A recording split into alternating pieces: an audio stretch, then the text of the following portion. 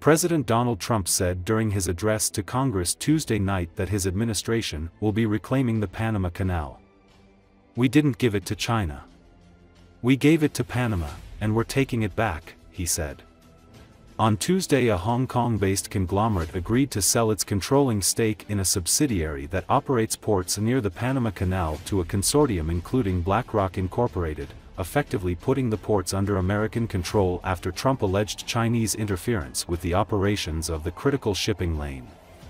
The deal will give the BlackRock consortium control over 43 ports in 23 countries, including the ports of Balboa and Cristobal, located at either end of the Panama Canal.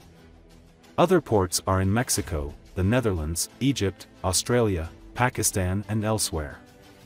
The transaction, which must be approved by Panama's government, does not include any interest in a trust that operates ports in Hong Kong, Shenzhen and South China, or any other ports in China.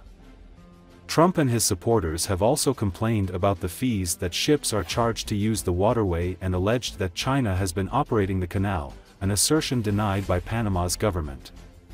U.S. Secretary of State Marco Rubio visited Panama in early February and told President José Raúl Mulino that Panama had to reduce Chinese influence over the canal or face potential retaliation from the United States. Mulino rejected the idea that China had any control over canal operations. Panama quit China's Belt and Road Initiative following Rubio's visit, drawing condemnation from Beijing. But while much attention was focused on Trump's threat to retake control of the canal, his administration trained its sights on Hutchison Ports, the Hong Kong-based consortium that manages the port's key ports at either end of the canal. During his speech, Trump also said that the U.S. needs Greenland for national and international security, and we're working with everybody involved to try and get it, he said.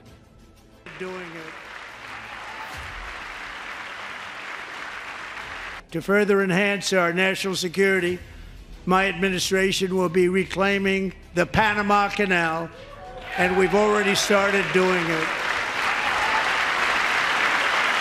Things having to do with the Panama Canal and a couple of other canals.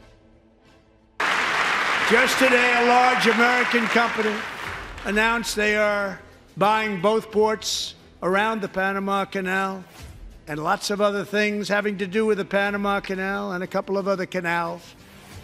The Panama Canal was built by Americans for Americans, not for others, but others could use it.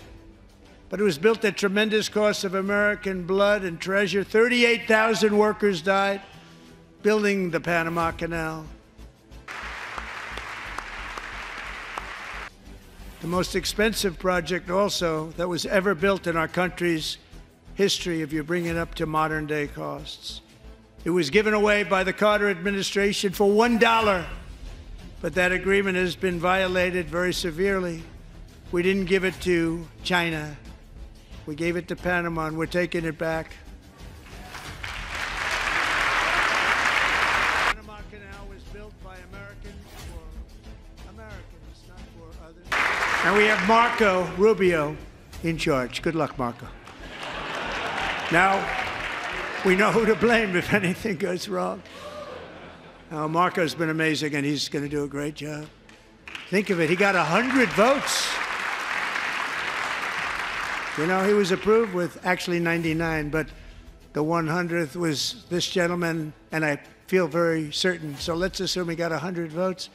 And I'm either very, very happy about that or I'm very concerned about it. But he's already proven. I mean, he's a great gentleman. He's respected by everybody, and we appreciate you voting for Marco. He's going to do a fantastic job. Thank you. Thank you. He's doing a great job. Great job.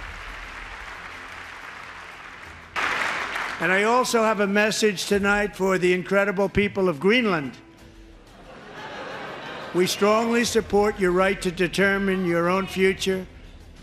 And if you choose, we welcome you into the United States of America. We need Greenland for national security and even international security, and we're working with everybody involved to try and get it. But we need it really for international world security. And I think we're going to get it. One way or the other, we're going to get it. We will keep you safe. We will make you rich, and together we will take Greenland to heights like you have never thought possible before. It's a very small population, but very, very large piece of land and very, very important for military security.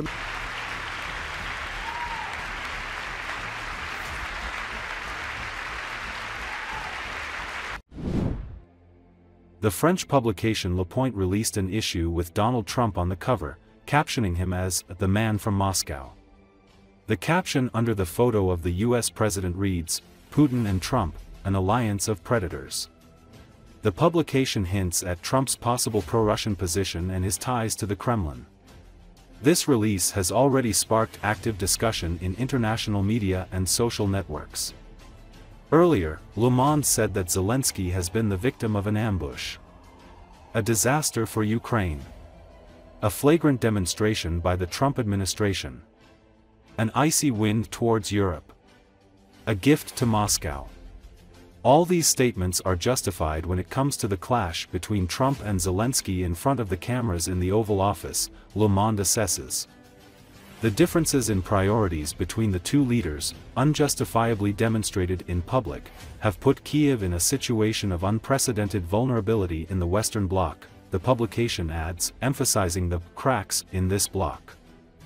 Recall, Russian officials and Moscow's media outlets reacted with predictable glee to the dramatic clash between Volodymyr Zelensky and Donald Trump at the White House.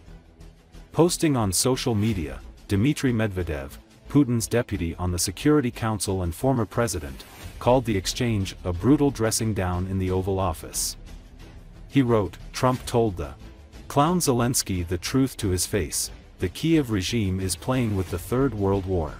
This is useful. But it's not enough, we need to stop military support to Ukraine."